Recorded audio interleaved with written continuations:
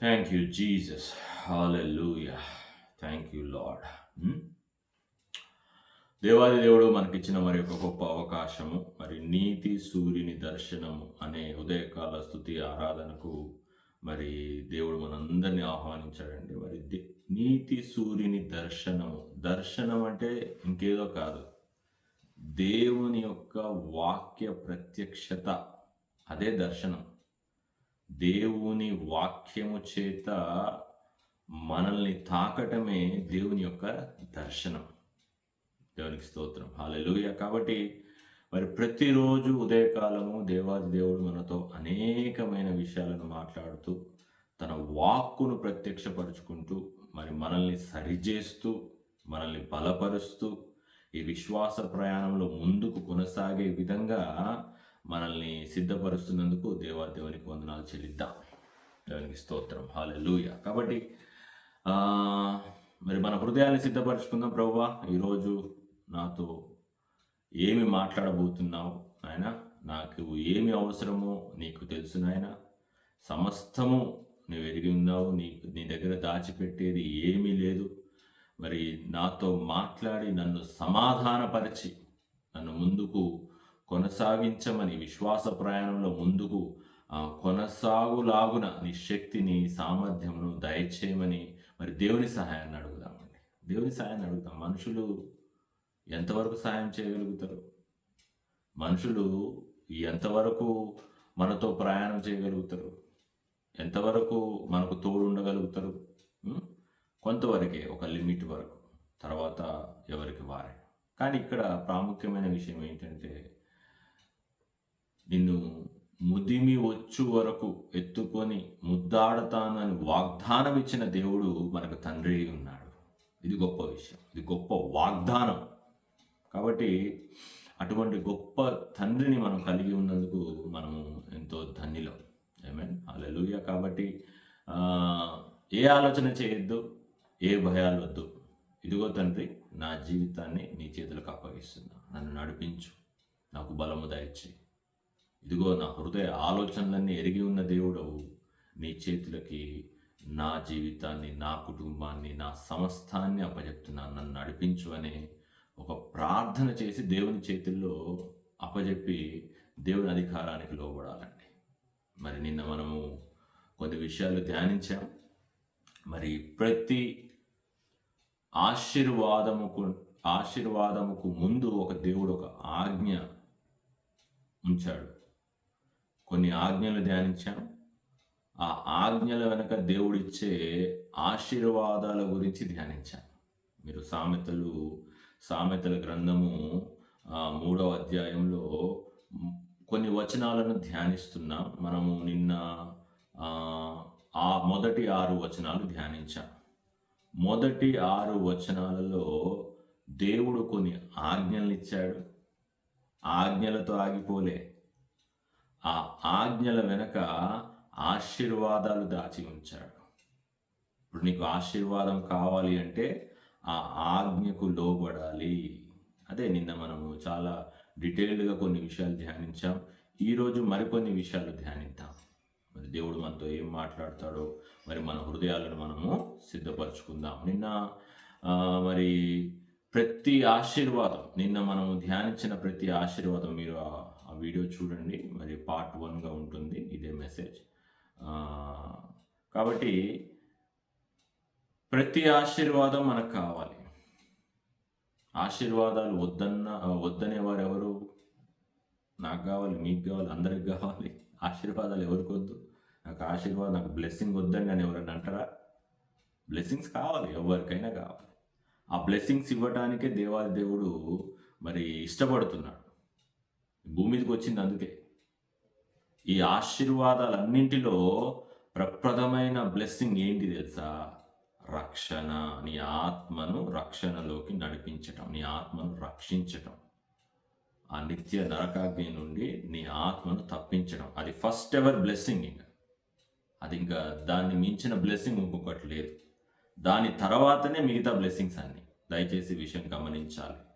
చాలామంది బ్లెస్సింగ్స్ అంటే శరీర సంబంధమైన వాటి వెంటే పడతా ఉంటారు. ఈ శరీర సంబంధమైనవి అవసరమే, అవి లేకుండా మనం ఈ లోకంలో బ్రతకలేం. ఈ శరీర అవసరతలు ఉంటాయి.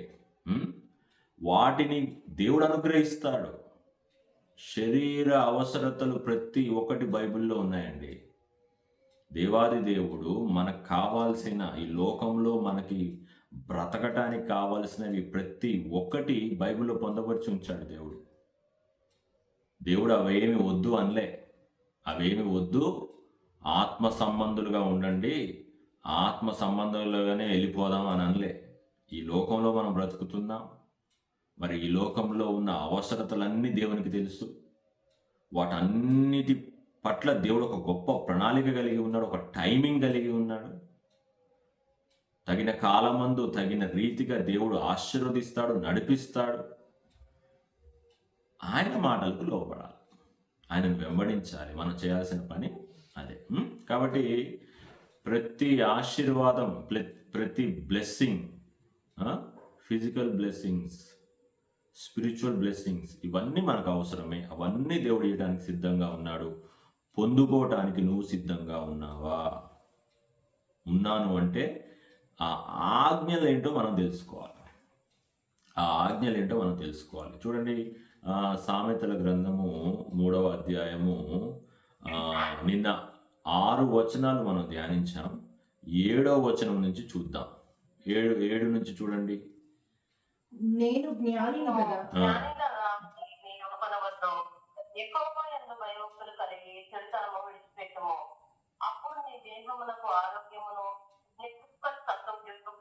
చూడండి, దేహమునకు ఆరోగ్యము, నీ ఎముకలకు సత్తువ. ఇది ఎవరికి కావాలి? ఎంతమందికి కావాలి అంటే అందరు చేతులు పైకెత్తుతారు.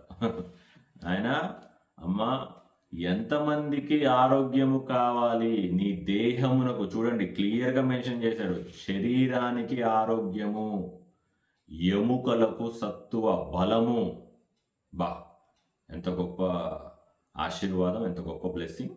చూడండి, ఇప్పుడు మనం మాట్లాడుకున్నాము, దేవుడు శరీర సంబంధమైన ఆశీర్వాదాలు తప్పక ఇస్తాడు. చాలామంది ఆ విషయంలో కొంత పొరబడతా ఉంటారు.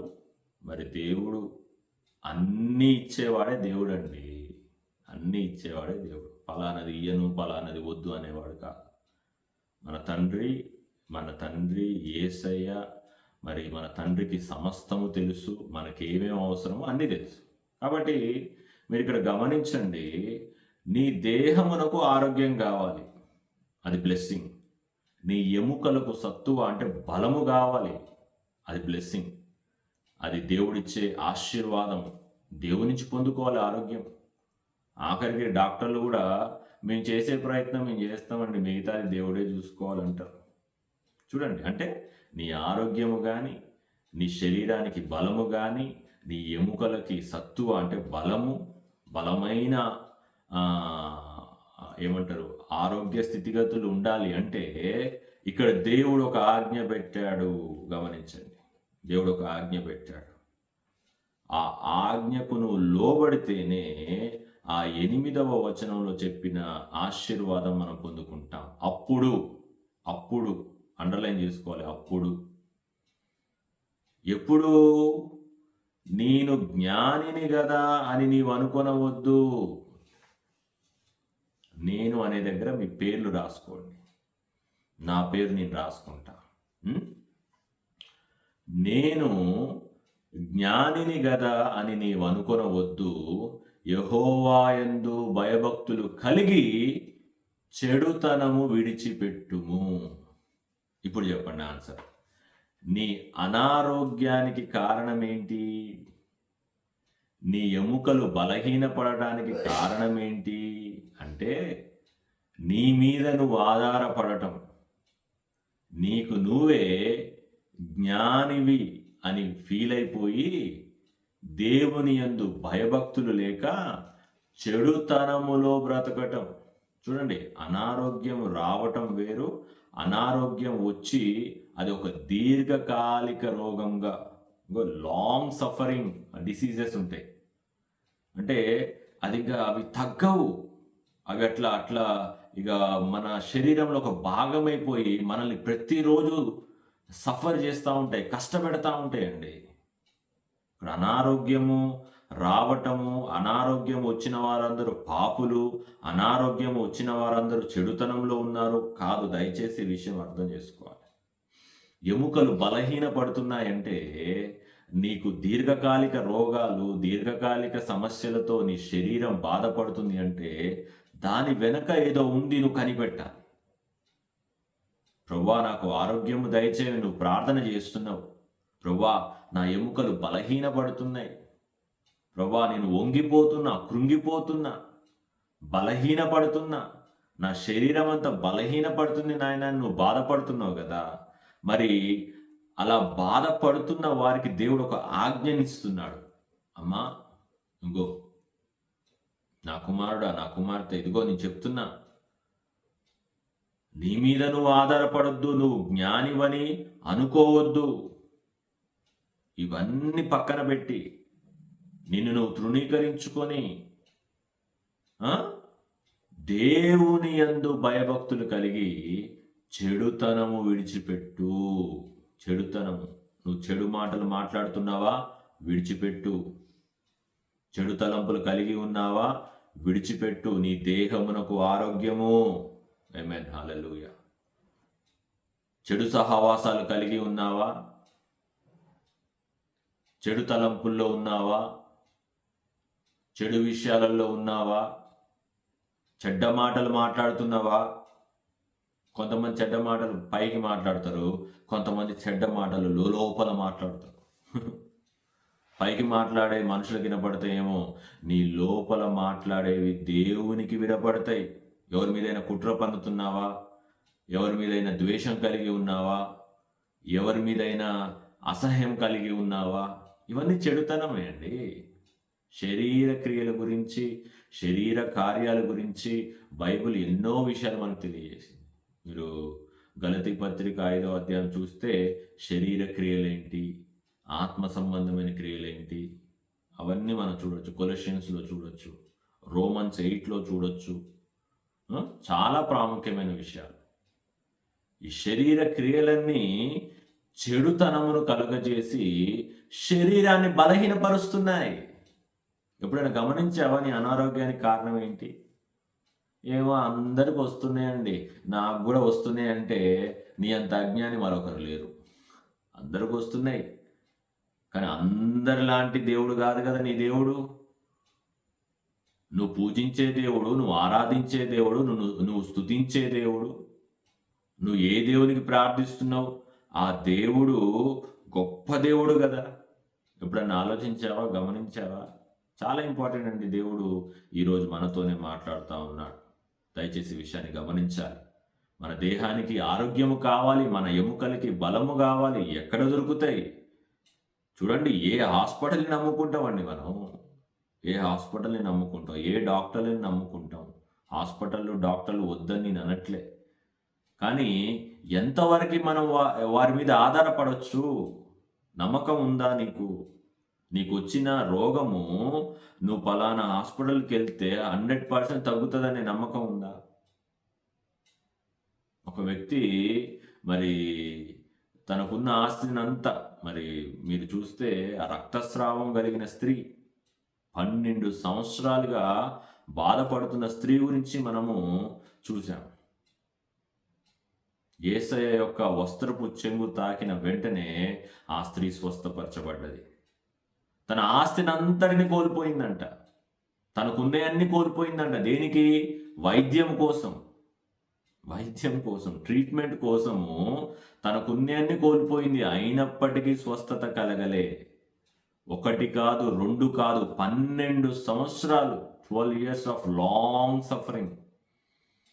ఇంక అనుకొని ఉంటుంది, ఇది ఇంక పోదు, ఇంక దీంతోనే నేను చచ్చిపోవాలి, ఇక నాకు వేరే ఆశ లేదు, నిరీక్షణ లేదని అనుకొని ఉండొచ్చు. కానీ ఒక ఆశ, నిరీక్షణ కలిగింది ఎప్పుడైతే యేసయ్య ఈ మార్గము గుండా వెళ్తున్నాడో. అప్పటి వరకు యేసయ్య గురించి వింటూ వింటూ వింటూ వస్తున్న ఆమె ఆ అవకాశమును అందిపుచ్చుకుంది. యేసయ్య గురించి వింటున్నావా? వినుట వలన విశ్వాసము కలుగును. ఎవరి గురించి వినాలి? క్రీస్తుని గురించిన మాటలు, యేసయ్యను గురించిన మాటలు వింటేనే నీకు విశ్వాసం కలుగుతుంది. ఆ మార్గమున యేసయ్య వెళ్తున్నాడని ఆమె చెవిన పడ్డది. ఆ మాటలు ఆమె చెవిన పడ్డాయి. అవకాశము దొరికింది, అందిపుచ్చుకుంది అవకాశం. దేవుడు నీకు ఎన్ని అవకాశాలు ఇస్తున్నాడు? దేవుడు ఎన్ని అవకాశాలు నీకు ఇస్తున్నాడు? అవకాశాలను నువ్వు సద్వినియోగం చేసుకుంటున్నావా? లేకపోతే ఆ అవకాశాలన్నీ తృణీకరించుకొని బాధపడుతున్నావా, దుఃఖపడుతున్నావా? దేవుడు ఈరోజు మనతో మాట్లాడుతున్నాడు. అవకాశాలు మరలా మరలా రాకపోవచ్చు. అవకాశాలు, దేవుడు అనుగ్రహించిన అవకాశాలను సద్వినియోగం చేసుకోవాలి. ఒకవేళ ఆ రోజు ఆ స్త్రీ ఆ అవకాశాన్ని కోల్పోతే ఎలా ఉండేదో పరిస్థితి. 12 years, 12 సంవత్సరాలు రక్తస్రావంతో బాధపడిన స్త్రీ యేసయ్య యొక్క వస్త్రపు చెంగు, అది కూడా బహిరంగంగా రాలేక యేసయ్య దగ్గరికి. రక్తస్రావం ఆ రోజుల్లో ఆ యూదుల ఆచార ప్రకారము అది అలా ఉన్నవారు రాకూడదు. వారిని బహిష్కరిస్తారు, వెలివేస్తారు, బయట కనపడకూడదు. భయం భయం భయం భయం. అయినా హృదయంలో నిరీక్షణ, హృదయంలో గొప్ప ఆశ. యేసయ్య నన్ను స్వస్థపరుస్తాడు, యేసయ్య నన్ను స్వస్థపరుస్తాడు. స్వస్థత అండి, శరీర స్వస్థత యేసయ్య నుంచి రావాలి. చాలా ప్రాముఖ్యమైన విషయం ఇది. ఏ జనుల కోసమో, ఏ ప్రజల కోసమో, ఏ వ్యక్తుల కోసమో నువ్వు యేసయ్యని తృణీకరిస్తున్నావో, యేసయ్యని కాదనుకుంటున్నావో, వారి ఎదుటనే నువ్వు అవమానపరచబడతావు. ఇప్పుడు ఆ స్త్రీకి ఎవరు ఉన్నారు? అందరూ వెలివేశారు, అందరూ బహిష్కరించారు. వారి ముందే అవమానము. ఒకవేళ వాళ్ళ గురించి ఆమె భయపడి, అమ్మో ఎవరేమనుకుంటారో, నేను యేసయ్య దగ్గరికి పోతే ఎవరేమనుకుంటారో. చాలామంది యేసయ్య పేరు పలకటానికి కూడా సిగ్గుపడుతున్నారు. నీకోసం ప్రాణం ఇచ్చిన నీ తండ్రి, నీ యేసయ్య, ఆయన పేరు పలకటం నీకు అవమానమా? ఎంత బాధ, ఎంత దుఃఖము, ఎంత వేదన. నీ గురించి యేసయ్య ప్రాణాలు ఇచ్చాడండి. అటువంటి యేసయ్య మాట పలకలేకపోతున్నావు, నలుగురిలో చెప్పుకోలేకపోతున్నావు. ఏ నలుగురు నీకు రారు? నీ శ్రమలప్పుడు, నీ కష్టాలప్పుడు ఎవరు వస్తున్నారు? అనారోగ్యంగా ఉన్నప్పుడు, నువ్వు బలహీనంగా ఉన్నప్పుడు, దుఃఖపడుతున్నప్పుడు ఎవరు వస్తున్నారు నీ దగ్గరికి? నా అనుకున్న వాళ్ళు కూడా రారు. ఎవరు కనపడరు ఆ టైంలో. నువ్వు సంతోషంగా, ఆనందంగా, మంచిగా ఉంటే అందరు వస్తారు, అందరు వస్తారు, నీ చుట్టూ చేరుతారు. కానీ నువ్వు బాధలో, వేదనలో ఉన్నప్పుడు ఎవరు రారు. గుర్తుపెట్టుకో. యేసయ్య మన నిరీక్షణ. యేసయ్య మనతో ఎల్లకాలం ఉంటాడు. మన సంతోషంలో, మన దుఃఖంలో, మన బాధల్లో, వేదనలో, మన సమస్తమైన విషయాలలో యేసయ్య మనకి తోడుగా ఉంటాడు. యేసయ్యని మనం విడిచిపెట్టొద్దండి. యేసయ్యని విడిచిపెడితే శ్రమ. యేసయ్య కృపకు దూరం అయితే శ్రమ. చాలా ప్రాముఖ్యమైన విషయాలు. ఆ స్త్రీ మనుషులకి భయపడి, మనుషులకి ఎవరో ఏదో అనుకుంటారని అనుకున్నట్లయితే ఆ రోగంతోనే చనిపోయేది. కానీ హృదయంలో ఒక నిరీక్షణ. యేసయ్య గురించి విన్నది, యేసయ్య మార్గాన్ని వెళ్తున్నాడు. ఎట్టి పరిస్థితుల్లో నేను ఈ అవకాశాన్ని కోల్పోవద్దు. అదే ఇప్పుడు మీరు ధ్యానించిన 7వ వచనంలో చెప్పిన విషయాలు అట్లా స్వస్థత పొందుకున్న వారి గురించే. ఆమె భయభక్తులు కలిగి దేవుడి సన్నిధికి వచ్చింది, యేసయ్య దగ్గరకు వచ్చింది. అమ్మో నేను చూసుకుంటలే, నేను చేసుకుంటలే అనలే. లేదు, నేను యేసయ్య దగ్గరికి వెళ్తా, యేసయ్య మీద ఆధారపడతా, యేసయ్య నన్ను స్వస్థపరుస్తాడని నమ్మింది యేసయ్యని. దాని పేరే భయము, భక్తి. ఇంకేదో కాదు. భయం, భక్తి అంటే యేసయ్య మాటకు లోబడటమే భయభక్తులు. యేసయ్య మీద ఆధారపడటమే భయభక్తులు. మన బలం మీద, మన శక్తి మీద, మన జ్ఞానం మీద ఏంటండి? గడిపు వంటి జీవితము. రాలిపోయి ఉఫ్ అంటే రాలిపోద్ది మన జీవితం. దీనికే ఎగిరెగిరి పడుతున్నారు జనాలు. ఎగిరెగిరి పడుతున్నారు. ఎందుకంత గర్వము, ఎందుకంత అహంకారము? ఏమి చూసుకొని? నిన్న మనము చూసిన వాళ్ళలో చాలామంది ఈరోజు కనబడట్లే. అది జీవితం. నెక్స్ట్ మినిట్కి ఏం జరుగుతుందో తెలియని పరిస్థితి. అటువంటి జీవితాన్ని చూసుకొని నువ్వు ఎగిరెగిరి పడుతున్నావు. ఏంటి? ఎందుకు? జాగ్రత్త. దేవుని యందు భయభక్తులు కలిగి ఉండు. చెడుతనం విడిచిపెట్టు. అప్పుడు నీ దేహమునకు ఆరోగ్యము, నీ ఎముకలకు సత్తువ. చూడండి ఎంత గొప్ప ఆశీర్వాదం. తర్వాత మీరు 10వ వచనం చూడండి. 10వ వచనం చూడండి. అప్పుడు నీ కొట్లలో ఆ. ధాన్యము సమృద్ధిగా నుండును, ఆ, నీ గానుగులలో నుండి క్రొత్త ద్రాక్ష రసము పైకి పొరలి పారును. ఆ, చాలు. అప్పుడు అండర్లైన్ చేసుకోండి. నీ కొట్లలో ధాన్యము సమృద్ధిగా నుండును అంటే నీ ఇంటిలో, నీ కిచెన్లో, నీ గానుగలలో నుండి క్రొత్త ద్రాక్షారసము పైకి పొరలి పారును. ద్రాక్షారసము ఆశీర్వాదమునకు సూచన. ఎప్పుడు జరుగుతుందంటే ఆ కార్యము నీ రాబడి అంతటిలో ప్రథమ ఫలము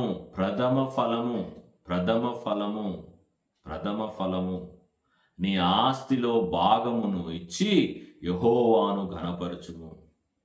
చూడండి, నీ రాబడి వస్తుంది. దేవునికి ఏం చేస్తున్నావు నువ్వు? దేవుని పని కొరకు ఏం చేస్తున్నావు? చాలామంది దేవుని పనికి ఎట్లా ఇయ్యాలో కూడా తెలియదండి. ఎవరికి ఇయ్యాలో కూడా తెలియదు. ఇచ్చేస్తున్నా, ఫలానా వ్యక్తికి ఇచ్చేసిన, ఫలానా చర్చికి ఇచ్చేసిన. కాదు. ఏ పరిచర్యలో నువ్వు ఆదరింపబడుతున్నావు? ఎవరి చేత నువ్వు బలపరచబడుతున్నావు? ఏ పరిచర్యలో నిన్ను బలపరుస్తున్నాడు దేవుడు? ఏ పరిచర్యలో నువ్వు వాక్యము ద్వారా పోషించబడుతున్నావు? రాబడి అంతటిలో ప్రథమ ఫలము. ఇప్పుడు దశమ భాగము అనే కాన్సెప్ట్ పాత నిబంధనలో దేవుడిచ్చిన ఆజ్ఞ. యేసయ్య ధర్మశాస్త్రం అంతటిని నెరవేర్చాడు. ఇక ధర్మశాస్త్రం కిందలే మనం. ఇప్పుడు దశమ భాగం, నూతన నిబంధనలో దశమ భాగము లేదు. ఎవరు తీసుకుంటున్నారు ఏంటి అనేది మనకు వద్దు. వారి గురించి మనం ఆలోచన చేయొద్దు. వారి కొరకు ప్రార్థన చేద్దాం. మనం ఏమి పాటించాలి? దేవుడు మనకేమి చెప్తున్నాడు? ఇక్కడ దశమ భాగం కూడా అనట్లే. నీ రాబడి అంతటిలో ప్రథమ ఫలము. దేవుడు నీకు ఎంత ఇన్స్పిరేషన్ ఇచ్చాడు. నేను ఫలానా పరిచర్యలో నేను ఆదరింపబడుతున్నా.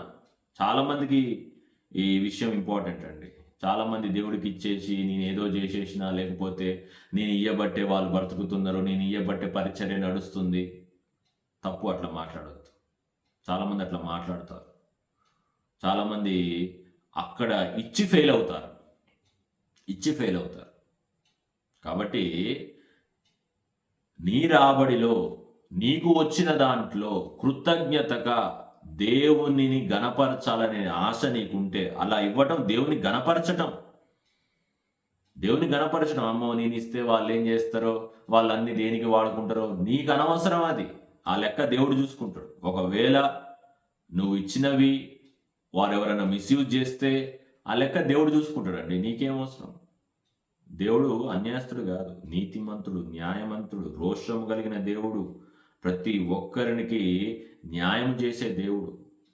అట్లా ఒకళ్ళని బట్టి పార్షాలిటీ, ఈయన నా పాస్టర్ కదా, ఈయన నా సేవ చేస్తున్నాడు కదా, ఈయనకి ఒక ప్రత్యేకమైన రిజర్వేషన్ నేను పెడతా.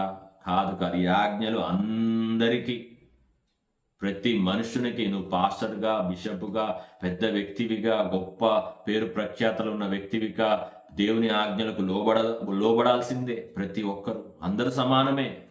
దేవుని దృష్టిలో ఏ పార్షాలిటీ లేదు. దేవునికి స్తోత్రం. హల్లెలూయా. చేతులు రావు దేవుని పనికి ఇవ్వడానికి. ఇస్తాం. ఏదో ఆరాటం, ఏదో కమిట్మెంట్ ఇస్తా ఉంటారు. నేను దేవునికి ఇస్తా, అది చేస్తా, ఇది చేస్తా. తీరా దేవుడు నీకు ఏదైనా ఆశీర్వాదం ఇయ్యంగానే చేతులు రావు. పనికిమాలిన వాటన్నిటికీ పెడతారు. రోగాలకి పెడతారు, పనికిమాలిన చెత్త వాటికి పెడతారు. కానీ దేవుని పరిచర్యకు సహకరించటం అనే ఆలోచన రాదు. దానివల్ల ఏమవుతుంది? ఎదుటి వాళ్ళకి నష్టమా? దానివల్ల పరిచర్యకి నష్టమా?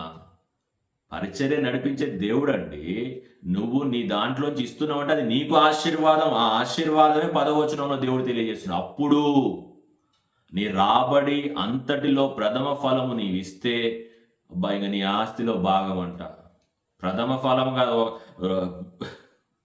చాలా నిజంగా దేవుని ఆజ్ఞను చూస్తే భయం వేస్తుంది. నీ ఆస్తిలో భాగము ఎవరిచ్చేది?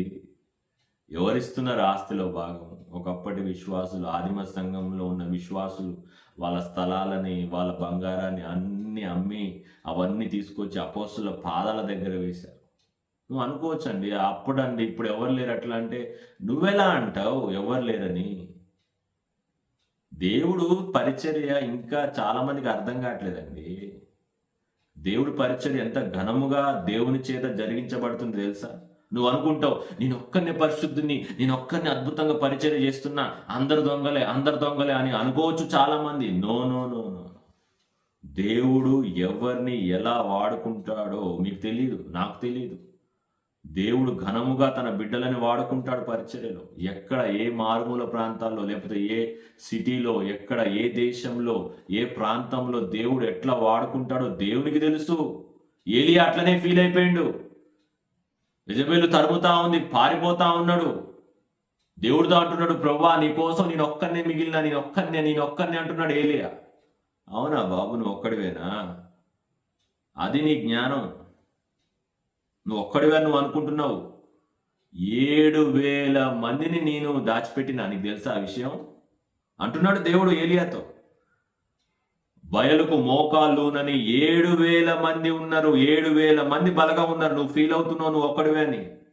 నువ్వు అనుకుంటున్నావు నేను ఒక్కనే పరిచర్య చేస్తున్నా, మిగతా వాళ్ళందరూ చేయట్లే, మిగతా వాళ్ళందరూ చేసేది అబద్ధము, మిగతా వాళ్ళు చేసే పరిచర్య అంత రాంగ్, నేనే అనుకుంటున్నావేమో తప్పు. నీకు తెలియకుండానే నువ్వు తీర్పు తీరుస్తున్నావు, నువ్వు తీర్పులోకి వస్తావు. జాగ్రత్త. దేవుడు తన పరిచర్యని అద్భుతంగా చేసుకుంటాడు. అది దేవుని పని, మనం కాదు నిర్ణయించాల్సింది. దేవుడు ఎవరిని ఏర్పరచుకుంటాడో, ఎవరి ద్వారా పరిచర్య నడిపించుకుంటారో, ఒకవేళ వారు దేవుని ఎడల తప్పు చేస్తే వారిని ఎలా సరి చేసుకుంటాడో దేవునికి తెలుసండి. అది దేవుని పని. నువ్వెవరు, నేనెవరు? నీకు అప్పచెప్పిన పని నువ్వు చేయి. నీ చుట్టూ నశించిపోతున్న ఆత్మల కొరకు నువ్వు ప్రార్థన చేయి. నేను ఒకవేళ డబ్బులు ఇస్తే ఆ పాస్టర్ గారు ఏం చేస్తారో, సొంతంగా వాడుకుంటారో, దానికి లెక్క ఉంటుందమ్మా. దేవుడు చూసుకుంటాడు. నీ పని నువ్వు చేయి. నువ్వు ఎక్కడ ఆదరింపబడుతున్నావు, ఎక్కడ దేవుని వాక్యం చేత పోషింపబడుతున్నావు, ఎక్కడ నీ ఆత్మకు ఆహారము దొరుకుతుంది. మళ్ళీ ఎక్కడ పడితే అక్కడ కాదండి, ఎక్కడ పడితే అక్కడ కాదు. చాలా ప్రాముఖ్యమైన విషయం ఇది. మా ఇంటి పక్కన చర్చ్ ఉందండి. పోతా వాళ్ళకి ఇచ్చిపోయినా దేవుడు చూసుకుంటాడు. దేవుడు చూసుకోడు. అది నీ సొంతంగా నీ జ్ఞానాన్ని బట్టి నువ్వు ఇస్తున్నావు, దేవుని జ్ఞానాన్ని బట్టి కాదు. ఫలానా ఎక్కడో ఊర్లో ఎక్కడో ఎవరో తెలియని పాస్టర్, వాళ్ళకి వీళ్ళకి కాదండి. ఇప్పటికీ కానుకలు, ఇటువంటి సహాయము, పరిచర్యలకి ఎలా సహాయపడాలో ఎవరికి తెలియదు. చాలామంది ఇప్పటికీ తెలియక మరి ఏంటేంటో చేస్తూ ఉన్నారు. ఎక్కడ నువ్వు ఆదరింపబడుతున్నావు, ఏ స్థలములో, ఏ సంఘములో దేవుడు నిన్ను పోషిస్తున్నాడు, నీ ఆత్మను, అక్కడ నువ్వు దేవుని గణపరచాలి. అక్కడ నువ్వు ఆ పరిచర్యకు సహకరించాలి. ఏమవుతుందండి? నాకేమవుతుంది అంటే 10వ వచనంలో, నీ కొట్లలో ధాన్యము సమృద్ధిగా ఉండును. ఇచ్చిన వారికి ఇంకా ఇవ్వబడుతుంది. అది దేవుడిచ్చిన వాగ్దానం. ఇచ్చిన వారికి ఇంకా ఎక్కువ ఇవ్వబడుతుందని దాన్ని చాలా మిస్యూజ్ చేస్తున్నారు ఆ మాటని. లేదా దేవుడు మనకిచ్చిన వాగ్దానం. కొలత లేకుండా ఇస్తాడు దేవుడు. ఆకాశ వాకిళ్లను విప్పి, నీ హృదయాన్ని బట్టి, నువ్వు ఇచ్చే నీ హృదయాన్ని బట్టి. ఎంతమంది కరువులో ఉంటున్నారు తెలుసా? ఎంత సంపాదించినా. విశ్వాసుల గురించి చెప్తున్న కొంతమంది విశ్వాసులు హోషేయలో మనం ధ్యానించినము, వారి సంచి కంటే చిల్లు పడినట్లే ఉంటుందంట. ఎంత సంపాదిస్తున్నారు తెలుసా? ఆఖరికి కరువులోనే వారి జీవితాలు ఎండ్ అవుతున్నాయి. కారణం ఏంటి? విశ్వాసులు అన్నిలేమో తెలియక చేస్తున్నారు, క్రీస్తుని గురించి ఎరగని వాళ్ళేమో తెలియక ఆ ట్రాప్లో పడిపోతున్నారు. తెలిసిన వారు కూడా దేవునికి ఇయ్యలేక, దేవునికి ఇయ్యడానికి మనసు రాక, దేవుని పరిచర్యకు సహకరించలేక, చాలా బాధాకరమైన పరిస్థితి. ఎంత వస్తున్నాయి, కనపడకుండానే పోతున్నాయి. ఆఖరికి మిగులుతుంది. ఏం మిగులుతుంది తెలుసా? ఇంటిలో కరువు మిగులుతుంది. కొట్లలో ధాన్యం అంటే నీ కిచెన్ ఎంటీ అయిపోతుంది. నీ బ్యాంక్ బ్యాలెన్స్ ఎంటీ అయిపోతున్నాయి. వస్తున్నాయి పోతున్నాయి. ఒక లెక్క ఉండట్లే, ఏమీ ఉండట్లే. దేవునికి ఇవ్వడానికి మనసు రాదు. ఇస్తా ప్రభా నువ్వు నాకు ఇస్తే నీకు ఇస్తా, నువ్వు నాకు ఇస్తే నీకు ఇస్తా అంటే దేవుడు ఇచ్చి చూస్తాడు, నువ్వు ఇయ్యవు. ఇంకోసారి దేవుడు ఇస్తాడా? ఇయ్యడు. ఎందుకు తెలుసా? హృదయములను పరిశోధించే దేవుడు మన దేవుడు. నువ్వు దేవుని గణపరుస్తున్నావు, ఇచ్చి శోధిస్తున్నావు, ఇచ్చి గణపరుస్తున్నావు, ఇచ్చి దేవుని అడుగుతున్నావు, ప్రభువా ఇదిగో నమ్మకంగా నీలో ఉన్నా, ఇదిగో పలానా పరిచర్యలో నీ మాటల ద్వారా నేను ఆదరింపబడుతున్నా, ఆ పరిచర్యకు నేను సహాయం చేస్తున్నా నాయన, ఆ పరిచర్య కొరకు నేను ప్రార్థన చేస్తున్నా ప్రభువా, ఆ పరిచర్యను తండ్రి ముందుకు కొనసాగించు ప్రభువా, ఇంకా అనేకమైన ఆత్మ లక్ష్యంలోకి నడిపించబడాలి, నా వంతుగా నేను ఇదిగో నాయన ఈ సహాయం చేస్తున్నా. ఎవరున్నారు? చాలా తక్కువ. కాబట్టి అట్లా చేస్తే ఏమొస్తుందంటే నీ గానుగలలో నుండి క్రొత్త ద్రాక్షారసము పైకి పొరలి పారును. నా గిన్నె నిండి పొలుతుంది అంటున్నాడు దావీదు. ఎంత గొప్ప ఆశీర్వాదం! ఇదే ఈ విషయాలు తెలియదండి. ఈరోజు మనము ఈరోజు ఈ మొదటి 10 వచనాలలో ఉన్న ఆశీర్వాదాలను ధ్యానించాం. మొదటి 10 వచనాలు సామెతల గ్రంథము 3వ అధ్యాయము మొదటి 10 వచనాలలో ఉన్న ఆశీర్వాదాలు ఎలా పొందుకోవాలో మనం ధ్యానించాం. దేవుడు చెప్పేస్తున్నాడు, దేవుడు ఇదమ్మా సిస్టమ్, ఇంకో ఇది పద్ధతి. దేవుడు చెప్తున్నాడు తన బిడ్డలకి, నీతో చెప్తున్నాడు, నాతో చెప్తున్నాడు, ఇది సిస్టమ్. ఎవరెవరైతే వీడియో చూస్తున్నారో దేవుడు నాతో మాట్లాడాడు అని మీరు అనుకుంటే కామెంట్స్లో తెలియజేయండి. మిమ్మల్ని బట్టి దేవుని స్తుతిస్తాం. ఈ మాటలు ఇంకా ఎవరికైనా అవసరమైతే వారికి షేర్ చేయండి. అంత్య దినాల్లో ఉన్నాము. దేవుని సువార్త విస్తారముగా విస్తృతంగా ప్రకటించబడాలి. దేవుడు మనల్ని ఎన్నుకున్నాడు, ఆ పని చేయాలి. మన పని మనం చేయాలి, దేవుడి పని దేవుడు చేస్తాడు. కాబట్టి మొదటి 10 వచనాలలో దేవుడు పొందపరిచిన ఆశీర్వాదాలు పొందుకోవాలంటే అదే 10 వచనాల్లో దేవుడు ఆజ్ఞలు ఉంచాడు. నువ్వు ఆజ్ఞకి లోబడితే అప్పుడు, నువ్వు మొదటి వచనంలో ఆజ్ఞకి లోబడితే 2వ వచనంలో ఆశీర్వాదం, 3వ వచనంలో ఆజ్ఞకి లోబడితే 4వ వచనంలో ఆశీర్వాదం. చూడండి, మొదటి 10 వచనాలు చూడండి, మరలా ధ్యానించండి, ప్రతిరోజు ధ్యానించండి, నష్టమేం లేదు. ప్రతిరోజు ధ్యానించండి, అర్థం చేసుకోండి. ఆ మాటల్లో చాలా మందికి వాగ్దానాలు ఇష్టం, ప్రామిసెస్. ప్రభా ఈరోజు దేవుడు అద్భుతమైన ప్రామిస్ ఇచ్చిండు, అద్భుతమైన వాగ్దానం ఇచ్చిండు, అద్భుతమైన ఆశీర్వాదముకు ముందు ఆజ్ఞ ఉంటుంది. ఆశీర్వాదమునకు ముందు ఆజ్ఞ ఉంటుంది. మీరు చూడండి, బుక్ ఆఫ్ జాషువా చూడండి, యెహోషువ గ్రంథం చూడండి ఒకసారి. హల్లెలూయా, థ్యాంక్ యూ జీసస్. యెహోషువలో యెహోషువకు దేవుడు ఒక వాగ్దానం ఇస్తాడు. ఏంటి తెలుసా? యెహోషువ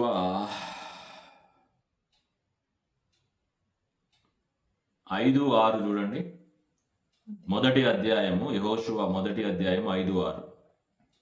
నీవు బ్రతుకు దినములన్నిటను ఏ మనుష్యుడును నీ ఎదుట నిలవలేకయుండును. నేను మోషేకు తోడై ఉండినట్లు నీకును తోడై ఉండును. నిన్ను విడువను, నిన్ను ఎడబాయను. నిబ్బరము కలిగి ధైర్యముగా నుండుము. వారికిచ్చేదని నేను వారి పితరులతో ప్రమాణము చేసిన ఈ దేశమును నిశ్చయముగా నీవు ఈ ప్రజల స్వాధీనము చేసేదవు. చూడండి, నీవు బ్రతుకు దినములన్నిటిని యెహోషువకు వాగ్దానం ఇస్తున్నాడు, యెహోషువకు అభయం ఇస్తున్నాడు దేవుడు. నీవు బ్రతికే దినాలన్నీ ఏ మనుష్యుడు నీ ఎదుట నిలవలేడు యెహోషువ. నేను మోషేకి ఎలా తోడై ఉన్నానో నీకు కూడా తోడై ఉంటా. నిన్ను విడువను, నిన్ను ఎడబాయను. నిబ్బరము కలిగి ధైర్యముగా ఉండు యెహోషువ. వారికి ఇచ్చేదనైన ఆ ఆశీర్వాదములన్నీ నేను వారి పితరులతో ప్రమాణము చేసిన ఈ దేశాన్నంతటిని నిశ్చయముగా నీకు ఇస్తాను. నీవు నీ ప్రజలకి, నీకు నీ సమస్తమైన వాటికి నేను ఇస్తాను, నేను ఆశీర్వదిస్తాను. ధైర్యంగా ఉండు. ఈ వాగ్దానం వస్తే అందరికీ ఆనందం కదా, సంతోషం కదా. ఈ ప్రామిస్ కార్డ్ రాగానే అబ్బా దేవుడు నన్ను ఆశీర్వదించిండు, అబ్బబ్బబ్బా రాబోయే దినాల్లో నాకు అన్ని ఆశీర్వాదాలు. నిజమే, వాస్తవమే, అన్ని ఆశీర్వాదాలే. కానీ చూడండి, దేవుని సిస్టమ్ అర్థం చేసుకోండి. 7వ వచనం చూడండి. అయితే అయితే నీవు నిబ్బరము కలిగి జాగ్రత్త పడి బహుధైర్యముగా నుండి నా సేవకుడైన మోషే నీకు ఆజ్ఞాపించిన ధర్మశాస్త్రం అంతటి చొప్పున చేయవలెను. నీవు నడుచు ప్రతి మార్గమున చక్కగా ప్రవర్తించినట్లు నీవు దాని నుండి కుడికి గాని ఎడమకు గాని తొలగకూడదు. చూడండి, అయితే కంటిన్యూషన్, అక్కడతో ఆగలే. వాగ్దానం ఇచ్చి ఆశీర్వాదం ఇచ్చి అక్కడతో ఆగలే. ఈ వాగ్దానం ఇస్తున్న యెహోషువ నీకు, ఈ ఆశీర్వాదం నీకు ఇస్తున్నా, నీ బ్రతుకు దినములన్నీ ఏ మనుషుడు నీ ఎదుట నిలవలేడు, నువ్వు ఎక్కడికి పోతే అక్కడికి విజయమే. మోషేని ఎలా నడిపించాడో నిన్ను కూడా అలాగే నడిపిస్తా, నిన్ను విడువను ఎడబాయను, ధైర్యంగా ఉండు, ఇవన్నీ చెప్పి, అయితే నేను చెప్పినవన్నీ నువ్వు పొందుకోవాలి అంటే ఏంటంట, నీవు నిబ్బరము కలిగి జాగ్రత్త పడి బహుధైర్యముగా నుండి నా సేవకుడైన మోషే నీకు ఆజ్ఞాపించిన ధర్మశాస్త్రం అంతటి చొప్పున చేయవలెను. ఇంకోండి, కండిషన్ వచ్చింది, ఆజ్ఞ వచ్చింది. పైన 6-7లో చెప్పిన ఆశీర్వాదాలు నీకు కావాలి అంటే 7వ వచనంలో దేవుడు ఇచ్చిన ఆజ్ఞకు నువ్వు లోబడవలసిందే. ధర్మశాస్త్రం అంటే దేవుని మాట, దేవుని వాక్కు. నా సేవకుడైన మోషే నీకు ఆజ్ఞాపించిన ధర్మశాస్త్రం అంతటి చొప్పున నువ్వు చేయవని. అట్లా చేస్తేనే కండిషన్, నీవు నడుచు ప్రతి మార్గమున చక్కగా ప్రవర్తించినట్లు. ఇవి నచ్చవు కదా మనకి, ఈ మాటలు వద్దు, దేవుని హెచ్చరికలు వద్దు, దేవుడు సరిచేయటం వద్దు, దేవుని యొక్క సూచనలు వద్దు. ఆశీర్వాదాలు కావాలి, గొప్ప గొప్ప వాగ్దానాలు కావాలి, ఆశీర్వాదాలు కావాలి, కానీ దేవుడు చేసే హెచ్చరికలు వద్దు, దేవుడు చేసే హెచ్చరికలు వద్దు. దేవుడు ఏం చెప్తున్నాడు, ఇవన్నీ నీకు ఇస్తా, యెహోషువ భయపడొద్దు, ధైర్యంగా ఉండు, ఇంకో ఇంతటి గొప్ప ఆశీర్వాదం నీకు ఇస్తా. అయితే మోషే నీకు ఆజ్ఞాపించిన ధర్మశాస్త్రం అంతటి చొప్పున నువ్వు చేయాలి. నీవు నడుచు ప్రతి మార్గమున చక్కగా ప్రవర్తించాలి. చూడు, ప్రవర్తన, నిన్న కూడా ప్రవర్తన గురించి మనం మాట్లాడుతున్నాం. చక్కగా ప్రవర్తించాలి. నీవు దాని నుండి, అంటే దేవుని వాక్కు నుండి కుడికి గాని ఎడముకు గాని తొలగకూడదు. అంతటితో ఆగలేదు. చూడండి కంటిన్యూటీ, 8వ వచనం. ఈ ధర్మశాస్త్ర గ్రంథం నీవు బోధింపక బోధించాలి. బోధించడంలో నువ్వు తప్పిపోకూడదు. దానిలో వ్రాయబడిన వాటన్నిటి ప్రకారము చేయుటకు నీవు జాగ్రత్త పడినట్లు దివారాత్రము దాన్ని ధ్యానించిన ఎడల నీ మార్గమును వర్ధిల్ల చేసుకొని చక్కగా ప్రవర్తించదవు. నేను నీకు ఆజ్ఞాపించి ఉన్నాను కదా, నిబ్బరము కలిగి ధైర్యముగా నుండుము, దిగులు పడకము, జడియకము. నీవు నడుచు మార్గం అంతటిలో నీ దేవుడైన యెహోవా నీకు తోడై ఉండును. ఎప్పుడు తోడై ఉంటాడు దేవుడు? ఈ వాక్యము, ఈ ధర్మశాస్త్రము నువ్వు బోధించాలి. బోధ ఎవరు చేయాలండి? యెహోషువ ఎవరు? పాస్టరా? ప్రవక్తనా? దేవుని బిడ్డలు ప్రతి ఒక్కరు దేవుని వాక్యాన్ని ప్రకటించాలండి. అంత్య దినాల్లో ఉన్నాము. చాలా మంది ఈ పని పాస్టర్లదే, ఈ పని ఫలానా వాళ్ళదే కాదు. ప్రతి ఒక్కరి మీద దేవుడు ఆ భారం పెట్టాడు. ఎంతమంది చేస్తున్నారు ఆ పని? నువ్వు చేస్తున్నావా? గమనించు. దేవునికి తెలియజేసిన విషయాలు నీ ఇంటి వారికి, నీ పొరుగు వారికి, నీ చుట్టూ ఉన్న నీ స్నేహితులకి, బంధువులకి తెలియజేస్తున్నావా? ఈ రక్షణ కార్యం గురించి చెప్తున్నావా? ఎట్లా తెలుస్తుంది వారికి మరి నువ్వు చెప్పకపోతే?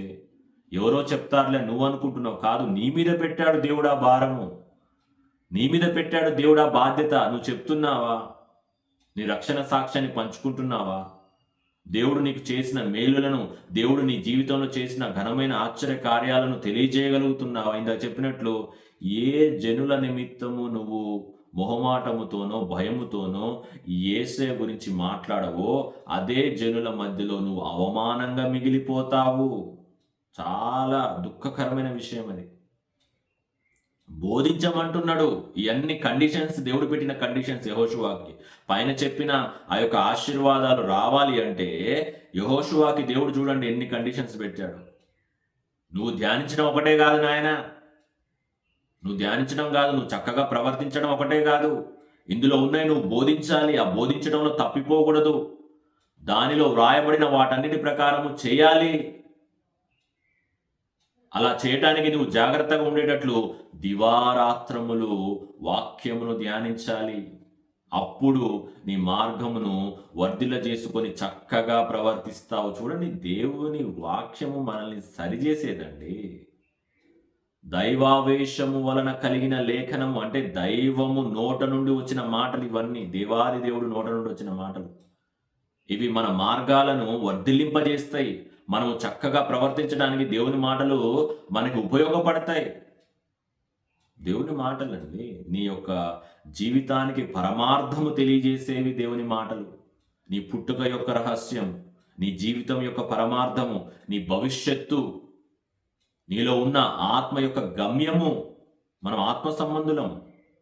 మనలో దేవుని ఆత్మ, దేవుడు పెట్టిన ఆత్మ ఉంది. ఆ ఆత్మ ఆరిపోదు. ఆత్మ నిత్యత్వంలోకి వెళ్తుంది. ఆత్మ ఎటర్నల్. ఆత్మకి అంతము లేదు. మనకి ఇటర్నల్ లైఫ్ ఉంది. శరీరానికి కాదు, ఆత్మకి. నీలో ఉన్న ఆత్మకి గమ్యం ఏంటో బైబిల్ తెలియజేస్తుంది. నీలో ఉన్న ఆత్మకి దేవుని ఆత్మ ఎంత అవసరమో దేవుని వాక్యం తెలియజేస్తుంది. యెహోషువతో అదే అంటున్నాడు, చక్కగా నువ్వు ప్రవర్తించాలి యెహోషువ. ఎప్పుడు తెలుసా? దివారాత్రములు నా వాక్యము ధ్యానించినప్పుడు. ధర్మశాస్త్రం అన్న, బోధ అన్న, ఇంకా చాలా విషయాలు బైబిల్ మాటలకి అనేకమైన సందర్భాల్లో అనేకమైన వాడారు. అవన్నీ వాక్యం గురించే, దేవుని మాటల గురించి. కాబట్టి అవన్నీ నువ్వు చేస్తే చక్కగా ప్రవర్తిస్తావు. నేను నీకు ఆజ్ఞ ఇచ్చి ఉన్నాను కదా, నిబ్బరము కలిగి ధైర్యముగా నుండుము, దిగులు పడకుము, జడియకుము. నీవు నడుచు మార్గం అంతటిలో నీ దేవుడైన యెహోవా నీకు తోడైయుండును. చూడండి, ఎన్ని వాగ్దానాలు, ఎన్ని ఆశీర్వాదాలు. మరి ఈ వాగ్దానాల ముందు దేవుడు కొన్ని ఆజ్ఞలు ఇచ్చాడు. ఆ ఆజ్ఞలు నువ్వు పాటించకుండా నాకు ఆశీర్వాదాలు కావాలి. ఒక దేవా, నాకు ఆశీర్వాదం, బ్లెస్సింగ్, బ్లెస్ మీ లార్డ్. నేను బ్లెస్ చేస్తాను ఆయన. ఇగో కొన్ని ఆజ్ఞలు ఇచ్చిన అవి చూడవా? నీ కంటికి కనపడవా? ఆజ్ఞల్ని తుంగలో తొక్కేసి నాకు ఆశీర్వాదాలే కావాలి అంటే రావు. ఎన్ని సంవత్సరాలు నువ్వు ఎదురు చూడు, రావు. ఆశీర్వాదము లేకుండానే లోకాన్ని విడిచిపోతామేమో నాకు తెలియదు, కానీ అలా జరగకూడదని ప్రార్థన చేస్తున్నా. ఆశీర్వదించబడాలంటే దేవుని ఆజ్ఞలకు లోబడాలి. యెహోషువని దేవుడు అద్భుతంగా ఆశీర్వదించాడండి. దేవుడు ఏదైతే ఇవన్నీ చెప్పాడో యెహోషువ పాటించాడు. ఎంత గొప్ప విషయం. పాటించకపోతే వేరేలాగా ఉండేది స్టోరీ. యెహోషువ జీవితం కూడా మిగతా అవిశ్వాసుల్లాగా అయిపోయేది. కానీ యెహోషువ జీవితం అద్భుతమైన ఎండింగ్. యెహోషువ అద్భుతమైన ప్రయాణం. ఎందుకు తెలుసా? దేవుడు చెప్పినవన్నీ పాటించాడు. దేవాది దేవుడు, నమ్మదగిన దేవుడు. ఏదైతే వాగ్దానాలు ఇచ్చాడో అన్నీ ఇచ్చాడు, అన్నీ నెరవేర్చాడు యెహోషువ జీవితంలో. మనుషుల్లా కాదండి దేవుడు. మాట ఇచ్చి తప్పని వాడు దేవుడు. మాట ఇచ్చాడు, నిలబెట్టుకున్నాడు. నువ్వు మాటలు ఇస్తున్నావు దేవునికి, నిలబెట్టుకుంటున్నావు. మరి ఎలా తప్పిపోతే ఎలా? నీలో ఆశీర్వాదం ఎట్లా? నువ్వు ఎలా ఫలిస్తావు? ఎలా ఆశీర్వదించబడతావు? నీవు, నీ కుటుంబం ఏ విధంగా దేవుల్లో వర్ధిల్లుతుంది ఒకవేళ నువ్వు దేవుని ఆజ్ఞలకు లోబడకపోతే? కాబట్టి మన ప్రవర్తన గురించి చెప్పడమే దేవుని ఆజ్ఞల్లో ప్రధానమైనవన్నీ మన ప్రవర్తన, మన హృదయ స్థితి. ఆజ్ఞలు అంటే ఇంకే ఇదే చేయి, అది చేయి, మతాచారాలు కాదు, శరీర సంబంధమైన ఆచారాలు కాదు. దేవుడు ఆచారాల గురించి, మతం గురించి ఎక్కడ చెప్పి. ఇప్పుడు యెహోషువ గురించి ధ్యానించినము, సామెతల్లో అన్ని ఆజ్ఞల గురించి ధ్యానించినము. ఏదైనా శరీర సంబంధమైంది ఉందా? మీరు చెప్పండి. ఏదైనా ఆచార సంబంధమైంది ఉందా? మీరే ధ్యానించండి. బైబిల్ని ముందు పెట్టుకొని ధ్యానించండి. నేను చెప్పడం కాదు. యెహోషువకి ఇన్ని ఇచ్చాడు కదా దేవుడు ఆజ్ఞలు. ఏదైనా ఆచార సంబంధమైంది ఉందా? ఏదైనా వేష భాషకి సంబంధించింది ఉందా? నీ హృదయము, నీ ప్రవర్తన దీని గురించే ఉంది. నీ నడవడిక. దేవుడు చెప్పేది అదే అండి. దాన్ని సరి చేసుకోమంటున్నాడు దేవుడు. అప్పుడు నువ్వు ఆశీర్వదించబడతావు. లేదండి, నేను ఇట్లనే ఉంటా, నాకు నచ్చినవన్నీ చేస్తా, నా నోటికి ఏదొస్తే అది మాట్లాడతా, నా హృదయంలో ఏది మెదిలితే అది చేస్తా, ఎటు పోవాలంటే అటు పోతా, ఏమన్నా చేస్తా, కానీ నాకు దేవుని ఆశీర్వాదాలు కావాలి అంటే రావు. వచ్చినట్టే నీకు అనిపిస్తాయి, రావు. దేవుడు వెక్కిరింపబడడు, జాగ్రత్త. కాబట్టి ఈరోజు దేవాది దేవుడు మనతో మాట్లాడుతూ ఉన్నాడు. మనందరినీ ఆశీర్వదించడం దేవునికి ఇష్టం అండి, కానీ అడ్డదిడ్డంగా ఆశీర్వదించడు దేవుడు. ఒక సిస్టమ్ ఉంది దేవునికి. ఆ సిస్టంలోకి మనం రావాలి. మనం ఎప్పుడు చెప్తా ఉంటాం కదా, మన సిస్టంలోకి దేవుని లాగకూడదు. మనం అది అజ్ఞానమైన పని చేస్తాం. మన సిస్టమ్ ఒకటి పెట్టుకుంటాం, దేవుని లాగి తీసుకొచ్చి అక్కడ కూర్చోబెడతా ఉంటాం. అట్లెట్లా దేవుడు అట్లెందుకు పని చేస్తాడు? దేవుని సిస్టమ్ ఒకటి ఉంది, దేవుని ప్రణాళిక ఒకటి ఉంది, అందులోకి మనం రావాలి, అప్పుడు కార్యాలు జరుగుతాయి. ఆమేన్, హల్లెలూయా, దేవునికి స్తోత్రం. దేవాదేవుడు ఈరోజు మనతో మాట్లాడుతూ ఉన్నాడు. ఆశీర్వదించబడాలని ఆశ ఉందా? ఆజ్ఞకి లోబడు. ఆజ్ఞకి లోబడనంత కాలము ఆశీర్వాదం ఉండదు. అందరికీ ఇది, ప్రతి ఒక్కరికి బైబిల్ మాటలు అందరి కొరకు, నాకు మీకు మనందరి కొరకు, గొప్ప చిన్న తేడా ఏమీ లేదు, అందరి కొరకు. థ్యాంక్ యూ జీసస్, హల్లెలూయా. మరి దేవాది దేవుడి మాటలను దీవించి ఆశీర్వదించి మన జీవితాల్లో, మన కుటుంబాల్లో, మన హృదయాలలో, మన సంఘములలో స్థిరపరచును గాక. ఆమేన్. ఒక చిన్న ప్రార్థన చేద్దాం. పరిశుద్ధుడా, మహిమగల తండ్రి, స్తోత్రం నాయన. విత్తబడిన మాటలు ఎంతో ప్రాముఖ్యమైన మాటలు ప్రభువా. మమ్మల్ని ఎంతగానో ప్రేమించి ప్రభువా ఈ జీవ వాక్యమును మాకు అందిస్తున్నందుకు వందనాలు. ఈ నీతి సూర్యుని దర్శనం అనే యొక్క కార్యము ద్వారా మమ్మల్ని తడుతున్నారు, మమ్మల్ని దర్శిస్తున్నారు, మాతో మాట్లాడుతున్నారు, మమ్మల్ని సరిచేస్తున్నారు ప్రభువా. అందుని బట్టి వందనాలు. ప్రతి మాట ప్రభువా ఎంతో విలువైన మాట, పుటము వేయబడిన మాట, అగ్ని వంటి మాట తండ్రి. మమ్మల్ని పరిశుద్ధపరిచే మాట, పరిశుద్ధమైన మార్గాల్లో నడిపించే నీ మాటలు ఎంతో విలువైనవి. ఎక్కడా దొరకవు తండ్రి, నీ సన్నిధిలోనే దొరుకుతాయి. నీ మాటలు నీ సన్నిధిలోనే దొరుకుతాయి.